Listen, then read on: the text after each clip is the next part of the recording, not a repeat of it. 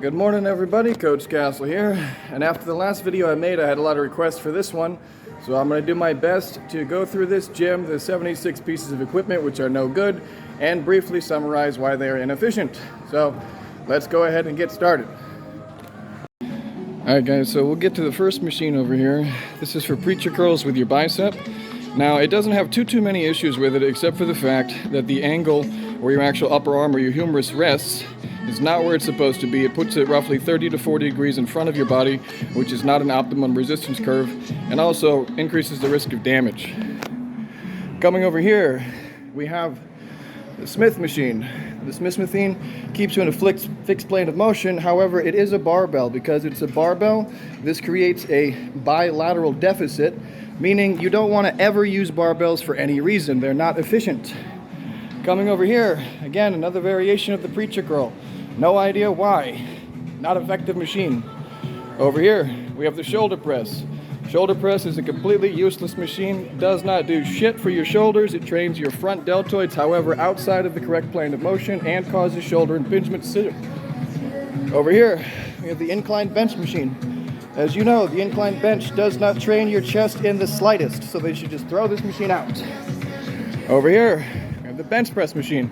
Not bad, except for the fact that, again, a standard flat bench press will only target 60% efficiency, as it's not actually hitting all of your muscle fibers in the correct range of movement.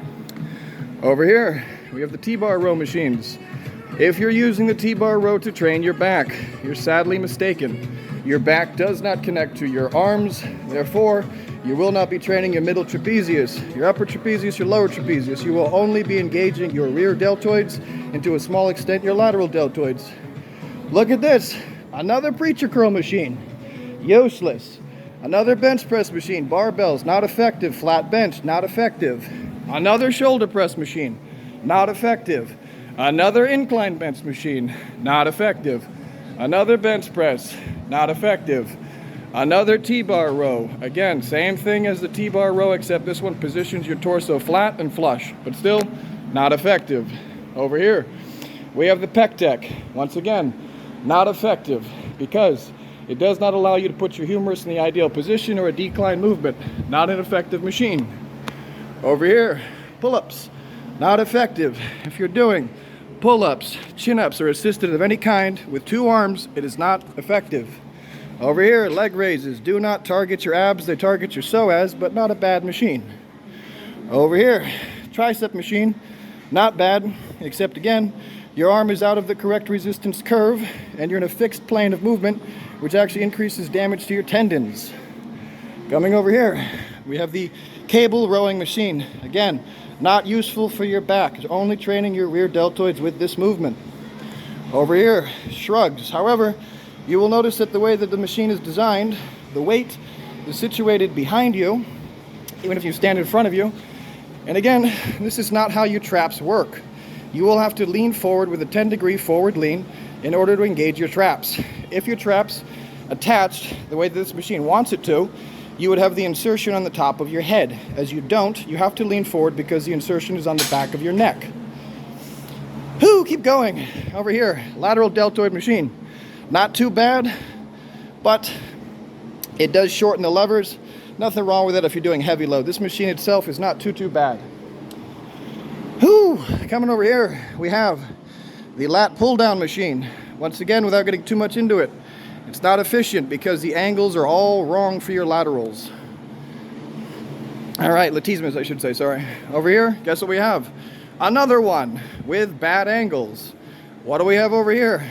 Another shoulder press, not useful. What do we have over here? Another rowing machine, not useful. What do we have over here? A pullover machine. I know Dorian Yates and Tom Platz love the pullovers, but guess what? All it does is train your lateral delt inefficiently and your rear delt inefficiently. Over here, oh my goodness, another shoulder press. Another Smith machine. All right, now we get to here, hamstring curls. Lying hamstring curl. This is actually a good machine. No worries with this one. Leg extension, not a bad machine. One issue with it is the mobile pivot point on the bottom. It's not ideal resistance. Another Smith machine, a leg extension, or sorry, leg press machine, Useless, throw it out. Leg press machine, useless, throw it out. Another hack squat machine, useless, throw it out. Another squat rack, do not use it. Standing hamstring curl, useful, efficient, works great, one leg at a time. You could use this for calves, I suppose, and it would be a pretty good machine. But again, why wouldn't you just use dumbbells? Whew, almost done, guys. Stay with me. I'm not going to bother discussing the two cable machines, as I've already discussed both cable machines. They are good for everything. However, over here, barbells. Again, throw them out. Dumbbells. All dumbbells are highly effective, provided you know how to use them. And look what we have. Another Smith machine.